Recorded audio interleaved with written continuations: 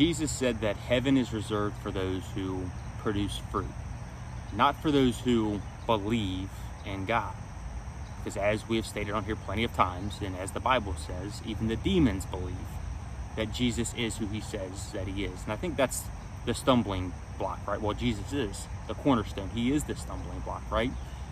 God's people, the Israelites, believed in God, but they didn't believe that Jesus was and is who he says that he is. That is obviously the divide. And so when he's sharing this message with the people, he's directing it towards religious people, religious leaders specifically, people who claimed to believe in God, but they were so far from him. They were more concerned about how they looked, about keeping laws and rules, man-made rules, and lording them over the people in order to get respect, in order to be in the high places. They were more concerned about how they came across to people. They were more concerned about their fame and fortunes and their notoriety right here on earth, rather than what was awaiting them next. Because Jesus was right there in front of them, doing things to show them that he was the Son of God. And so when you are tied to him, as we read in John, you can produce fruit, but apart from him, you can do nothing. And so Jesus is referring to the spiritual fruit, the natural fruit that comes from living a Christian life.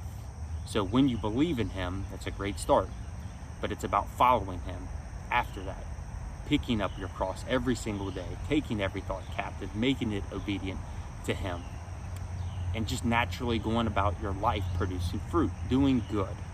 And so apart from him, you cannot naturally do what is good. Our sinful nature, our human desires tend to do what is wrong, whether in thought or in deed.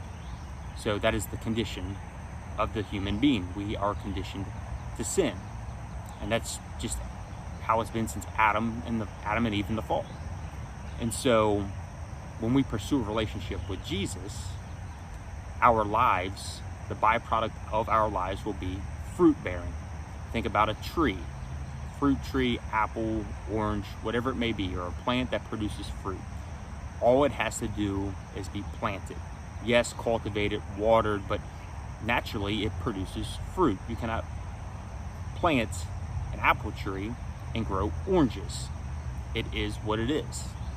So as it is with us, if we plant our lives rooted in him and his word, and feed into that and allow it to feed into us, spending time in the Bible and prayer and worship and the other disciplines, whether it be meditation or fasting, keeping the Sabbath. There are so many things that we can do to stay rooted in him. If we don't do those things to be a checklist of saying, oh, okay, I did this and I did that, and now I'm sure to be saved now. Those are things that we want to do because we desire to be with him and to become more like him and to do as he did. I know that's my desire, to do more of what he did while he was here, ensuring that I'm producing fruit and ultimately inheriting the kingdom of heaven.